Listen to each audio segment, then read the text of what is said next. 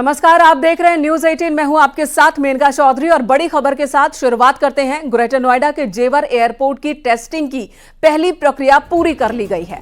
15 नवंबर से 15 दिसंबर तक रनवे पर विमान का ट्रायल होगा।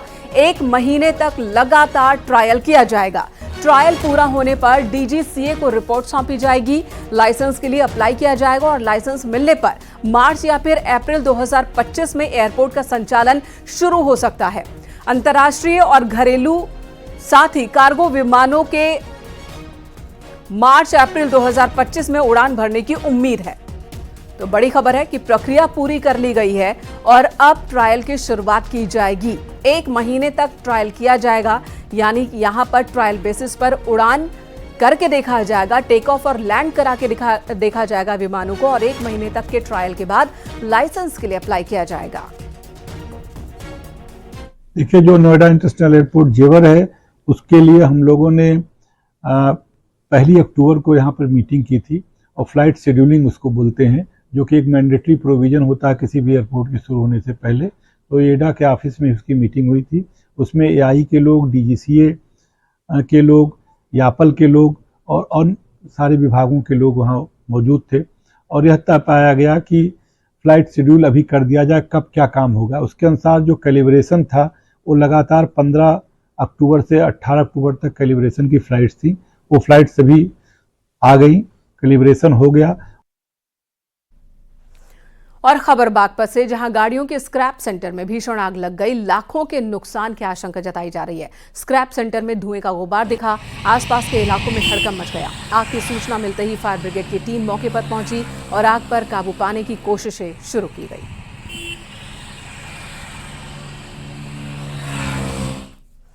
हाथरस में जिला अस्पताल के महिला गेट के पास रखे कूड़े में अचानक ही आग लग गई। जहां आग लगी थी उसके आसपास कुछ गाड़ियां भी खड़ी थी, जिससे लोगों में हड़कंप मच गया। मौके पर पहुंची दमकल की टीम ने काफी मशक्कत के बाद इस आग पर काबू पाया। खबर मथुरा से, जहां पर बुलडोजर एक्शन की तस्वीर सामने आई है। डी गेट से मटिया गेट तक अभियान चलाया गया। नगर निगम के बुलडोजर ने अवैध अतिक्रमण को ध्वस्त कर दिया। नगर निगम के बुलडोजर एक्शन से लोगों में हड़कंप मच गया। बुलडोजर को देखकर कई लोगों ने अपने कब्जे को, अपने निर्माण को खुद ही हटा लिया। वहीं जिन लोगों ने कब्जा नहीं हटाया उसे बुलडोजर की मदद से हटा दिया गया।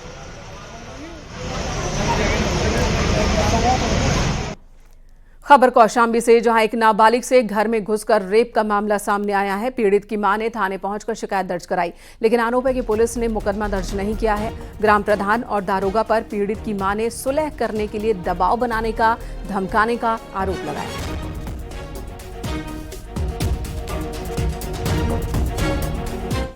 जालौन की उमरी चौकी पर तैनात दारोगा मदन पाल पर झूठे मुकदमे में फंसाने की धमकी देने का आरोप लगा है।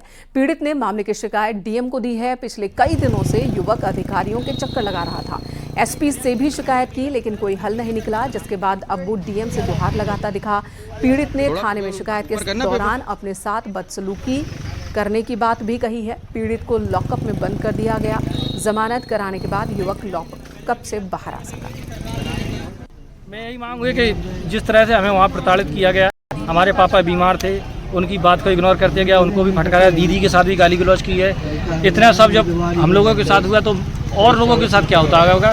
तो इसलिए मैं चुप नहीं बैठा हूँ। इसलिए मैं सारी बात अधिकारियों को बताना चाहता हूँ। भलाई कार्रवाई किसी के पास ना हो, लेकिन मैं अपनी बात सभी अधिकारियों तक पहुँचाना चाहता हूँ। मैं तमाशा नहीं बनाना चाहता हूँ, मैं केवल बताना चाहता हूँ, जिससे पुलिस भविष्य में किसी के साथ गलत व्यवहार न करे। अमेठी में करवा चौथ के दिन एक महिला ने अपने 4 प्रेमियों के साथ मिलकर अपने पति को मौत के घाट उतार दिया। इतना ही नहीं, शातिर महिला ने पुलिस में तहरीर देकर पति की अचानक मौत होने के पीछे किसी दवा का खाना बताया कि किसी दवा को उसने खा ली थी, जिसकी वजह से उसकी मौत हो गई है। जांच की मांग की उस महिला ने ही, और जब पुलिस ने मामले की जांच शुरू की तो सच सामने आ गया। गौरीगंज इलाके का ये मामला है, जहां एक महिला का 4 लोगों से अवैध संबंध था, जिसे लेकर पति आए दिन महिला से झगड़ा करता था। कई बार उसकी पिटाई भी की थी। तो महिला ने अपने 4 प्रेमियों के साथ मिलकर पति की गला दबाकर हत्या कर दी। जब गांव वालों ने पति की मौत के बारे में जानना चाहा तो महिला ने तबीयत खराब होने की बात कही। पुलिस ने महिला और उसके 4 प्रेमियों को गिरफ्तार किया है। 3 प्रेमी शीतला बख्श इलाके के ही रहने वाले हैं।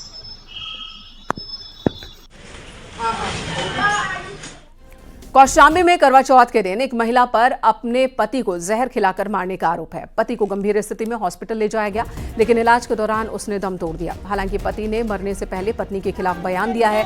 बताया जा रहा है कि कल महिला और उसके पति के बीच कहासुनी हुई थी, जिसके बाद महिला ने मैक्रोनी बनाई, जिसे खाने के बाद पति की तबीयत बिगड़ गई। वो तड़पने लगा। महिला उसे ऐसी ही स्थिति में घर पे छोड़कर चली गई। मामला कड़ाधाम इलाके के इस्माइलपुर गाँव का है। पुलिस ने आरोपी पत्नी को गिरफ्तार कर लिया।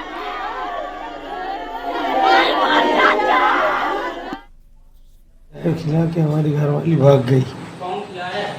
हमारी घरवाली ने खाने में देके फरार हो गई। देखिए, थाना कड़ाधाम क्षेत्रांतर्गत ग्राम इस्माइलपुर में एक युवक के जहर खाने की सूचना प्राप्त हुई थी। सूचना के बाद तत्काल पुलिस मौके पर पहुंची। परिजनों के द्वारा एक तहरीर दी गई है, जिसमें बहू के ऊपर आरोप लगाया गया है। उस प्राप्त तहरीर के आधार पर थाना कड़ाधाम में सुसंगत धाराओं में मुकदमा पंजीकृत कर दिया गया है। विवेचना में जो तथ्य प्रकाश में आएंगे उसके आधार पर अग्रिम विधिक कार्रवाई की जाएगी। अम्बेडकर नगर में कॉलेज के एमडी से 70 लाख रुपए की रंगदारी मांगने के मामले में एक नामजद आरोपी को पुलिस ने गिरफ्तार किया है। गिरफ्तार आरोपी के खिलाफ पहले से कई मुकदमे दर्ज हैं। आरोपी की गिरफ्तार आरोपी नितिन वर्मा ने ही अपने मोबाइल से एमडी से माफिया दिलीप वर्मा की बात करवाई थी। प्रकरण ये था कि कोतवाली अकबरपुर में मुकदमा अपराध संख्या 626/24 पंजीकृत किया गया था, जिसमें 70 लाख रुपए की फिरौती मांगे जाने का उल्लेख था। उससे संबंधित एक नामजद अभियुक्त नितिन वर्मा पुत्र सदानंद वर्मा निवासी रसूलपुर उसरे, थाना कोतवाली अकबरपुर, जनपद अम्बेडकर नगर को अकबरपुर कोतवाली पुलिस के द्वारा आज गिरफ्तार किया गया। और अगली खबर ललितपुर से, जहां जमीन के विवाद में एक गांव में दो पक्ष आपस में भिड़ गए। इस दौरान एक ही परिवार के 7 लोग गंभीर रूप से घायल हो गए। घायलों को अस्पताल में भर्ती कराया गया है। पूरा मामला थाना बानपुर क्षेत्र के ग्राम बानौनी का है। फर्रुखाबाद से बड़ी खबर, जहां इंडिया वन एटीएम से 100 और 200 के नकली नोट निकले हैं। मामले की जानकारी पुलिस को दी गई, लेकिन पुलिस पर आरोप है कि शिकायतकर्ता को वापस भेज दिया गया और मामले से दूरी बना ली पुलिस ने। ये केस है फर्रुखाबाद शहर क्षेत्र के कोतवाली सदर के पास का।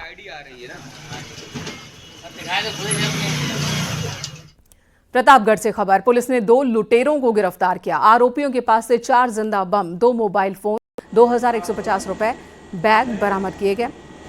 जो लुटेरे पकड़े गए हैं उनके नाम इंद्रपाल और सागर सरोज हैं। बीते 15 अक्टूबर को बाइक सवार 2 बदमाशों ने एक महिला का पर्स छीन लिया था। पुलिस की निगरानी और सीसीटीवी की मदद से कल 2 अभियुक्त पूरे किशनपुर वन भट्टे के पास एक मोटरसाइकिल से जा रहे थे, और जब इनकी चेकिंग की गई तो इनके पास से 2 लूटे हुए मोबाइल, 2150 रुपए और 2 और मोबाइल, इसके बारे में बता नहीं पा रहे हैं। इस तरह इस घटना का अनावरण किया गया है। पुलिस अधीक्षक महोदय द्वारा उनको प्रशस्ति पत्र देकर इनाम भी दिया गया है। इधर गाजियाबाद पुलिस ने हाईवे पर खड़े ट्रक से एसीएम पार्ट चुराने वाले एक गैंग का खुलासा किया। पुलिस ने 6 आरोपियों को गिरफ्तार किया, जिनके कब्जे से 2 तमंचा और 2 चाकू के साथ ही एक कार बरामद की गई। मसूरी पुलिस ने इस गिरोह को गिरफ्तार किया है, जो सुनसान जगह और अंधेरे में खड़ी गाड़ियों के पार्ट्स चुराते थे। कल मसूरी पुलिस के द्वारा एक लोग पकड़ा गया, जो कि लूट की योजना बना रहे थे, और उनको जब पकड़ने के बाद उनसे पूछताछ की गई। पूछताछ में पता चला कि ये लोग जो हाईवे पर ट्रक खड़े रहते हैं, उनमें एक एशियम पार्ट उसका होता है जो काफ़ी कीमती होता है। उसको चुराने के लिए ये लोग निकलते हैं और उसको चुरा करके बेच करके पैसे का बंटवारा आपस में कर लेते हैं। पूछताछ में ये भी पता चला कि इसमें एक मन्नू यादव नाम का आदमी है, जो कि ट्रेवल एजेंसी चलाता है। वो इनको गाड़ी प्रोवाइड करता है। इसमें इनका सरना बिलाल है, जिसके द्वारा अपने लड़कों को जोड़ करके कार्रवाई का काम कराया जाता है, और जो उससे पैसे मिलते हैं उसका बंटवारा किया जाता है। जौनपुर में एक तालाब में बच्चे का शत विशत शव मिलने के बाद हड़कंप मच गया। बच्चा 4 अक्टूबर से लापता था। परिजनों ने बच्चे की हत्या की आशंका जताई है। पुलिस ने बच्चे के लापता होने पर अपहरण का केस दर्ज किया था। अब बच्चे का शव मिलने के बाद पुलिस ने हत्या की धारा जोड़ते हुए जांच तेज कर दी है। मामला खुठन इलाके के ख्वाजापुर गांव का है, जहां 7 साल के अरबाज का शव मिला। परिजनों ने जमीन विवाद में बच्चे की हत्या की आशंका जताई है और केस दर्ज कराया है। अब कैसे आपका बेटा लापता हुआ? और लाभ पता है का हम मंडिल पे भेजे रहे समोसा खाए। हाँ। काहे भैया कितने बजे भेजे थे? 5 बजे। कितने तारीख? 4 तारीख रहा। हाँ। 4 तारीख रहा, 5 बजत रहा, 10 रुपया दिए। हम कहे भैया जा तू मंडिलवा पे, अम्मा हमें दे दे। हम कहे जा भैया 2 समोसा खाए, तू चला आया। फिर हमारे भैया वापस नहीं आए। थाना कुटन में अंकित किया गया और आज दिनांक 21 अक्टूबर 2024 को जहां से वह बच्चा गुम हुआ था उसी के पास के पोखरे से उसकी डेड बॉडी बरामद हुई है और जिसे कि पोस्टमार्टम के लिए रवाना किया जा चुका है। और जो लोग जिनके ऊपर शक जाहिर किया गया उन लोगों से पूछताछ की जा रही है, अन्य विधिक कार्रवाई की जा रही है। शीघ्र ही अपराध का अनावरण कर गिरफ्तारियां सुनिश्चित की जाएंगी। Thank you. बिजनौर के नहटोर में एएनएम ट्रेनिंग सेंटर पर हंगामा देखने को मिला। दरअसल सेकेंड ईयर की 8 छात्राओं का एडमिट कार्ड जारी तो हुआ, लेकिन परीक्षा से ठीक पहले उसे ब्लॉक कर दिया गया, जिसके बाद लड़कियां परीक्षा नहीं दे पाईं, जिसके बाद उन्होंने हंगामा किया और एक की तबीयत भी बिगड़ गई। उसे अस्पताल ले जाना पड़ा। सूचना के बाद पुलिस और प्रशासन के अधिकारी पहुंचे। छात्राओं ने परीक्षा के न कराने पर जान देने की धमकी दी। एडमिट कार्ड आ गया है लेकिन पेपर नहीं दिया जा रहा है। वो भी पूछने पर कह रहे हैं कुछ हम लोग को पता नहीं क्यों पेपर नहीं दिया जा रहा है। एक बार ब्लॉक हो गया था, हम लोग जाके लखनऊ फैकल्टी से खुलवाए हैं, फिर मतलब ये ब्लॉक हो गया है। आज हम लोग लिस्ट में नाम नहीं कह रहे पेपर। ये रहा हमारे पास एडमिट कार्ड, इस पे डेट भी है। हम 8 बच्चियां हैं, हमारा एडमिट कार्ड इशू हो गया फैकल्टी से 2 बार। अगर अटेंडेंस का ही ड्रामा है तो फैकल्टी 2 बार एडमिट कार्ड इशू क्यों करेगी? कुछ नहीं, आप अटेंडेंस का पूरा रिकॉर्ड चेक करवा लीजिए, हम बेफिक्र हैं, आप चेक करवाइए। रात अपनी मोहर और सिग्नेचर हमारे एडमिट कार्ड पे करके रखे हैं। रात हमारे एडमिट कार्ड जानबूझकर रुकवाए गए हैं जिससे कि पेपर ना दें, और बोल रहे हैं किसी से कि बच्चों से पर्सनल दुश्मनी है। फतेहपुर में चोरी के आरोप में 3 लोगों के साथ मारपीट हुई है। गांव वालों ने तीनों को बुरी तरह से पीटा है। थ्रेसर मशीन के पार्ट्स चोरी करने का इन पर आरोप है। मारपीट का वीडियो अब वायरल हो रहा है। पुलिस ने तीनों को हिरासत में लिया है। घटना चांदपुर थाना क्षेत्र के अमौली कस्बे की है।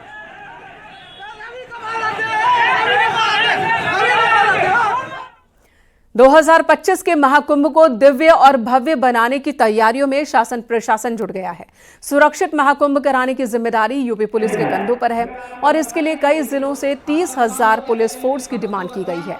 इसके अलावा पीएसी और पैरामिलिट्री को मिलाकर लगभग 50,000 पुलिस कर्मचारियों की तैनाती महाकुंभ में की जाएगी। मेले की पुलिसिंग थाने और चौक से अलग होगी और इसलिए महाकुंभ में आने वाले पुलिस कर्मचारियों को खास ट्रेनिंग दी जा रही है। इस बार महाकुंभ का क्षेत्रफल बढ़ गया है, 4000 हेक्टेयर कर दिया गया है। महाकुंभ मेले में 56 थाने, 155 चौकियां और 56 फायर स्टेशन बनाए जाएंगे। 1900 हेक्टेयर में पार्किंग बनाई जा रही है। ट्रैफिक को लेकर भी विस्तृत कार्य योजना तैयार की गई है।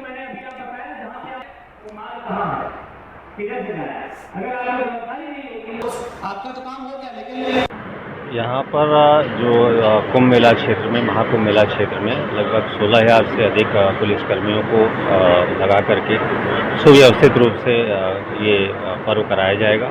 इसमें से 10% पुलिस फोर्स का आगमन अभी हो रहा है, जिनका प्रशिक्षण शीघ्र ही प्रारंभ किया जाएगा इस संकल्प प्रशिक्षण हॉल में। इन सबको जो ड्यूटियां हैं, 56 थाने बनेंगे, 155 चौकियां बनेंगी। विभिन्न सारे जो मार्ग हैं उनको चिन्हित कर लिए गए हैं, किधर से श्रद्धालु आएंगे, किधर जाएंगे। ड्रोन्स का भी उपयोग करेंगे उनके आने जाने के जो पैटर्न है उसको देखने के लिए। जल पुलिस सतत घाटों पर निगरानी करेगी। इन सब का उपयोग करते हुए हम एक सुगम और सुरक्षित कुंभ कराएंगे। रामनगरी में दीपोत्सव की तैयारी तेज हो गई है। रामलला के मंदिर में विराजमान होने के बाद इस बार भव्य तरीके से दीपोत्सव मनाया जाएगा। इस बार राम भक्तों के लिए अनूठा प्रयास अयोध्या विकास प्राधिकरण भी कर रहा है। दीपोत्सव के दौरान अगर श्रद्धालु अयोध्या नहीं आ पा रहे हैं तो घर बैठे दीपोत्सव देख सकते हैं और अपने नाम का एक दीपक भी जला सकते हैं। एक दिया प्रभु श्री राम के नाम अयोध्या विकास प्राधिकरण की ये पहल है, जिससे श्रद्धालु घर बैठे ऑनलाइन ऐप के जरिए अयोध्या में अपने नाम का एक दिया जला सकेंगे और इसके लिए उन्हें 1100, 2100 दो अलग अलग भुगतान करने होंगे। 1100 के भुगतान में 11 दीपक श्रद्धालु के नाम का अयोध्या में जलाया जाएगा, जबकि 2100 रुपए के भुगतान पर 21 दिए जलाए जाएंगे। इसमें हमारे ईडी द्वारा एक प्रस्ताव किया गया कि जो लोग दीपोत्सव में शामिल नहीं पाते हैं उनके नाम पे यहाँ दिए जलाने को, तो एक दिया सिर्फ भगवान श्री प्रभु के नाम के तहत ये आयोजन किया जा रहा है। इसमें हमारा जो दिव्य अयोध्या ऐप है जिसके माध्यम से लोग ऑनलाइन बुकिंग करेंगे। इसमें 2 पैकेजेस हैं, 1100 रुपये का और 2100 रुपये का। बदले में उनको यहाँ से उनका जो दिया है वो यहाँ पे जलाया जाएगा, जिसके डिजिटल फ़ोटोग्राफ्स भेजे जाएंगे और साथ ही साथ बदले में क्या कहते हैं उनको यहाँ का प्रसाद दिया जाएगा। निश्चित रूप से बहुत सुंदर पहल है और क्योंकि अयोध्या उतनी विशालता को समेटे हुए है और सब लोग एक साथ आना चाहें ऐसा संभव नहीं है, क्योंकि दीपावली का पावन उत्सव, पावन पर्व है जो हमारे राम राजा के आगमन के उपलक्ष्य में शुरू हुआ है। दीपोत्सव या दीपावली का जो पर्व मनाया जाता है, भगवान जब 14 वर्षों के बाद रावण का वध करने के उपरांत श्री अवध धाम में आए थे और अयोध्या के विशाल सिंहासन पर आरूढ़ हुए थे, उसी समय ये दीपावली का पर्व अयोध्या वासियों ने भगवान श्री राम के आगमन के उल्लास में मनाया था, जिसकी परंपरा अनवरत आज तक चली आ रही है। एक दिया भगवान राम के नाम का, भगवान रामलला के भव्य मंदिर में विराजमान होने के बाद 8वां दीपोत्सव बेहद भव्यता के साथ मनाया जा रहा है और घर बैठे राम भक्त इसमें शामिल हो सकें, इसको लेकर बाकायदा अयोध्या विकास प्राधिकरण एक अनूठा प्रयास कर रहा है। अयोध्या विकास प्राधिकरण की साइट divyayodhya.com पर रजिस्ट्रेशन कराने के बाद बाकायदा 11 दीपक और 21 दीपक 8वें दीपोत्सव में राम भक्तों के नाम के जलाए जाएंगे और इसकी डिजिटल फ़ोटो भी उनको उपलब्ध कराई जाएगी। इतना ही नहीं, इस दिव्य दीपोत्सव में जलाई गई राम भक्तों के नाम की फ़ोटो के साथ घर पर उनके प्रसाद भी भेजा जाएगा, जिसमें भगवान रामलला का भोग लगा हुआ प्रसाद, हनुमान जी का प्रसाद, माँ सरयू का पवित्र जल और भगवान रामलला के परिसर की पवित्र रज श्रद्धालुओं को श्रद्धा के साथ प्रसाद के तौर पर उनके घर भेजी जाएगी। सहयोगी सर्वेश के साथ निमित Goswami, news 18 Ayodhya. CM Yogi Lucknow police line में आयोजित पुलिस स्मृति दिवस में शामिल होने पहुंचे सीएम योगी ने यूपी पुलिस के शहीदों को श्रद्धांजलि दी। 2 पुलिस जवान जिन्होंने शहादत दी, उन्हें श्रद्धांजलि मुख्यमंत्री ने दी। इस मौके पर यूपी पुलिस के कामकाज की उन्होंने सराहना की है। उन्होंने कहा कि हमारे बहादुर जवानों ने प्रदेश की शांति व्यवस्था के लिए काफी बेहतर योगदान दिया है। मुख्यमंत्री ने पुलिस वर्दी भत्ता बढ़ाए जाने की भी बात कही है। घोषणा की उन्होंने वर्दी भत्ते में आने वाले कुल खर्च में 70% की बढ़ोतरी की गई है। सीएम योगी ने बहुमंजिला आवास और प्रशासनिक भवन के रखरखाव के लिए 1380 करोड़ रुपए दिए।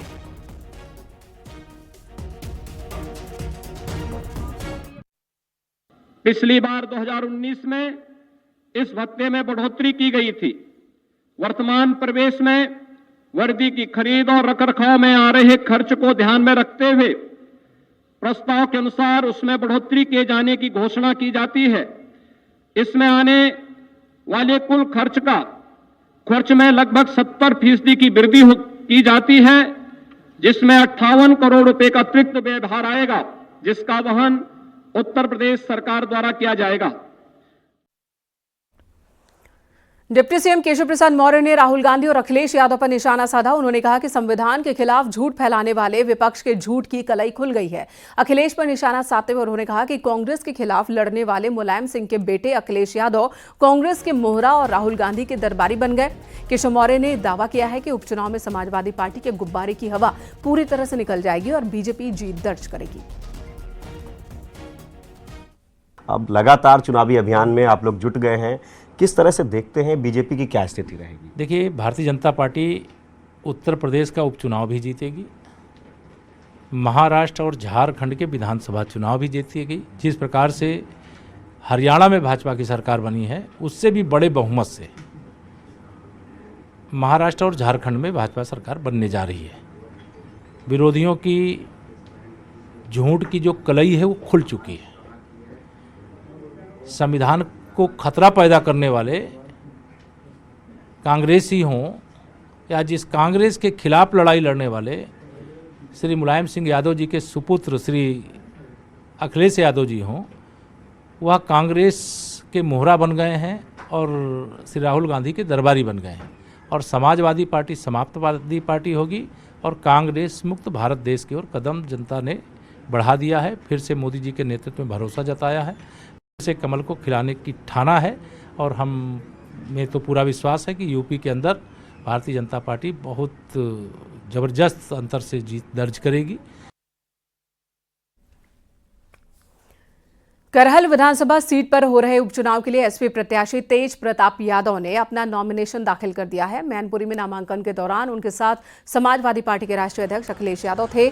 उनके अलावा शिवपाल यादव, आदित्य यादव, प्रोफेसर रामगोपाल यादव और धर्मेंद्र यादव भी पहुंचे, यानी कि पूरा का पूरा यादव कुनबा साथ था।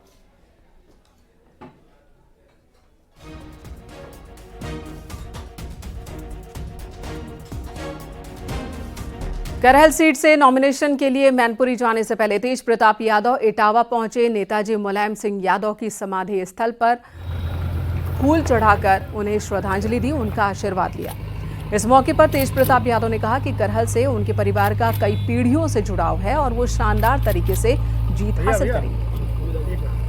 जनता ने मन बना लिया, जो रुझान निकल के आ रहे हैं, जनता का जो मूड है वो समाजवादी पार्टी के साथ, आगे राष्ट्रीय अध्यक्ष जी के साथ में और बड़े अंतर के साथ समाजवादी पार्टी सीट को जीतेगी। करहल वासियों को क्या संदेश देना चाहेंगे, क्या कुछ? करहल से हम लोगों का लगाव कई पीढ़ियों का है, यहाँ के लोगों से घरेलू लगाव जुड़ाव रहा और मुझे फिर से उनका सेवा करने का मौका मिले, उनका समर्थन आशीर्वाद प्राप्त हो, यही मिलेगा। बहराइच में बीजेपी विधायक ने बीजेपी के 7 कार्यकर्ताओं पर नामजद एफआईआर दर्ज कराई है। युवा मोर्चा नगर अध्यक्ष प्रथम अर्पित श्रीवास्तव समेत 7 कार्यकर्ताओं पर गंभीर धाराओं में केस दर्ज किया गया है।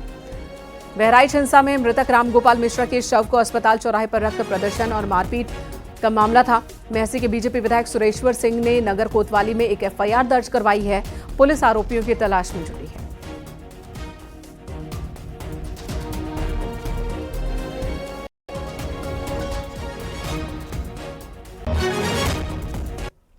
यहां रुकेंगे एक ब्रेक के लिए। खबरें ब्रेक के बाद भी जारी हैं।